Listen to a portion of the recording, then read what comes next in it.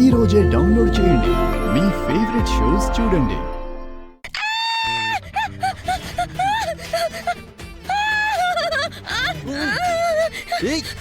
ఏమైంది?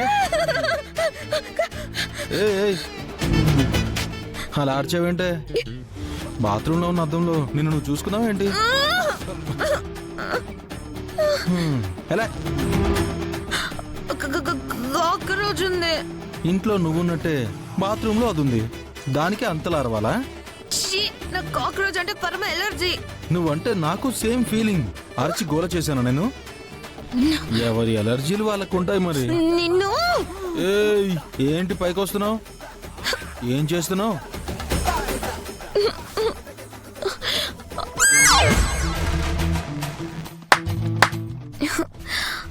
బావా ఏంటి ఇంత సడన్ గా టోన్ మార్చావు? ప్లీజ్ ఆ కాక్రోచ్ ని తీసేవా? ఓ రిమూవ్ చేయాలా? ఎస్, తప్పకుండా చేస్తాను. నువ్వు అడిగావుగా, చేస్తాను. జరుగు.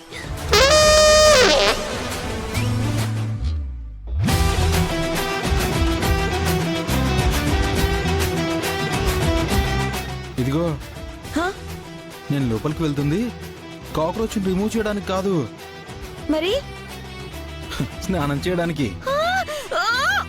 నిన్ను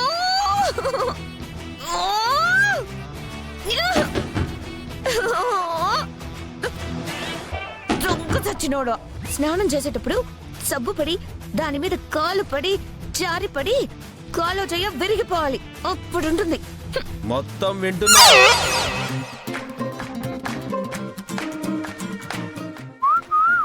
తీసుకో కాక్రోచ్.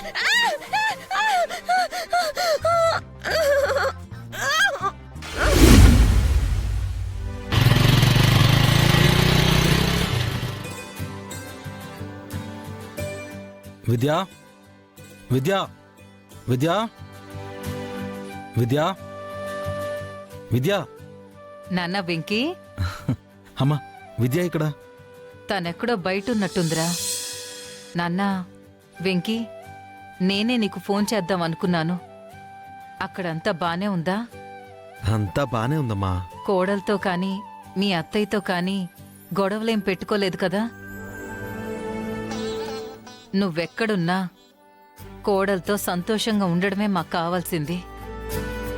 అమ్మా, నేనా ఇంటికి ఇల్లరిక పల్లుడుగా వెళ్ళింది నీ పొగరబోతు కోడలతో కాపురం చేయడానికి కాదు, నా చెల్లెలి కాపురం చక్కదిద్దడానికి. అదేంటన్నయ్యా, ఇప్పటికైనా ఆ ఇంట్లోనైనా నువ్వు వదిన ఆనందంగా ఉంటారు అనుకుంటే అక్కడికి కూడా నా గురించి వెళ్ళానంటున్నావు. నా ప్రాణానికి ప్రాణమైన నా చెల్లిని ప్రాణం తీసుకునేలా మాట్లాడిన అత్తయ్య మాటలకి సమాధానం చెప్పకుండా నాకు ఆనందం ఎలా వస్తుందిరా?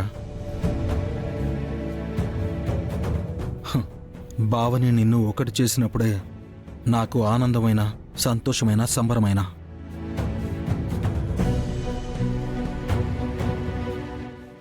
విద్య, ఒకసారి నీ చేయి చాపు. ఎందుకన్నయ్యా? నువ్వు కూర్చోమ్మా, ఒకసారి చేయి చాపు. ఎందుకన్నయ్యా? చెప్తాను, చాపు. ఇప్పుడు కళ్ళు మూసుకో. అన్నయ్యా, ఈ అన్నయ్య చెప్తున్నాడు, కళ్ళు మూసుకో.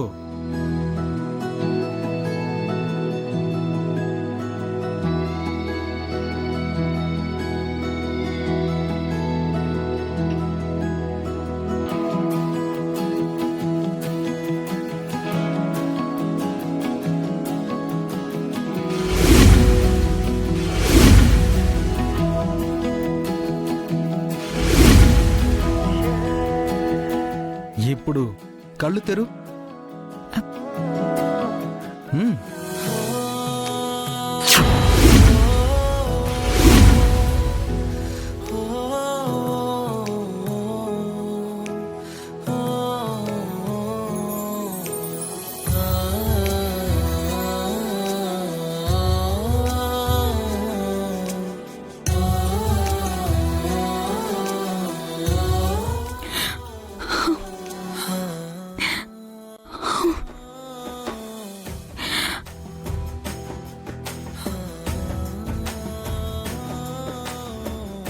అన్నయ్య, ఇది వినయ్కి నేను గిఫ్ట్గా ఇచ్చిన కర్చీఫ్. దీన్ని ఎప్పుడూ తన దగ్గరే అపురూపంగా ఉంచుకుంటాడు. ఇది ఇది నీకెక్కడ కనపడిందన్నయ్యా? ఆ ఇంట్లోనేనమ్మా.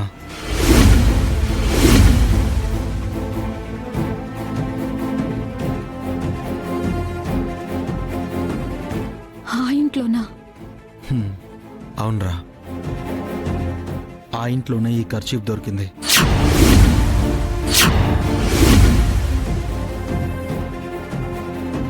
హ. నేను అనుకున్నట్టే, అనుమానపడినట్టే అత్తయ్యే వినయ్ని కట్టడి చేస్తూ మనకి కనబడకుండా దాచి దాగుడు మూతలాడుతుందమ్మా.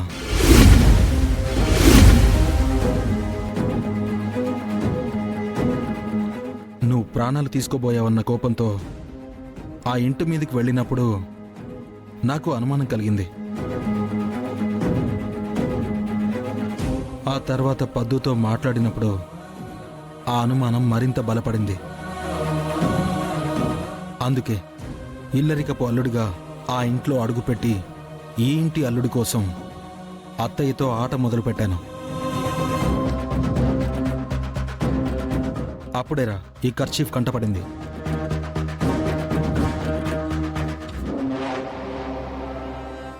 మరేం పర్లేదు విద్య, ఈ కర్చీఫ్ వల్ల బావ అత్తయ్య అదుపులోనే ఉన్నాడన్న కన్ఫర్మేషన్ వచ్చింది. ఇక బావని ఎక్కడికి షిఫ్ట్ చేశారన్న ఇన్ఫర్మేషన్ తెలుసుకుంటాను.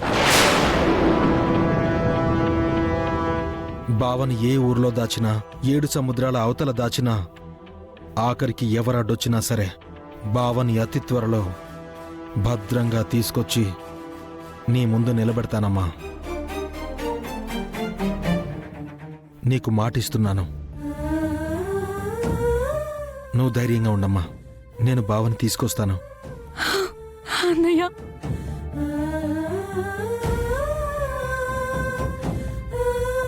నాన్న వెంకీ, నువ్వు చెప్పిందంతా వింటుంటే నాకు భయంగా ఉంది నాన్న. ఎందుకమ్మా భయం? మీ అత్తయ్య గురించి కాదు నాన్న, కానీ ఆవిడ చుట్టూ ఉన్నవాళ్ళు చాలా ప్రమాదకరం. నువ్విలా వినయ్ కోసం వెతుకుతున్నావని తెలిస్తే వాళ్ళు ఏ ప్రమాదమైనా తలపెట్టొచ్చు. పైగా నువ్వు ఇప్పుడు అదే ఇంట్లో ఉంటున్నావు. జాగ్రత్త నాన్నా. నువ్వేం భయపడకమ్మా. నా జాగ్రత్తలో నేనుంటాను. బావని జాగ్రత్తగా తీసుకొస్తాను.